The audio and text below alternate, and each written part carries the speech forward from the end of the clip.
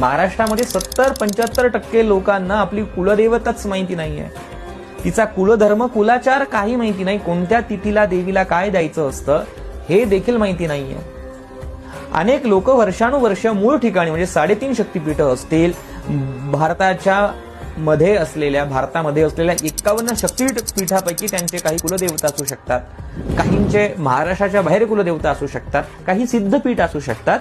त्यांचं मूळ ठिकाण त्यांना माहिती नाहीये, त्यामुळे देखील त्यांना तो त्रास सहन करावा लागतो. मग ज्या काही तांत्रिक अडचणी त्यांच्यावरती घडलेल्या आहेत ते किती वर्षाचं आहे त्याचं अध्ययन करणं गरजेचं असतं.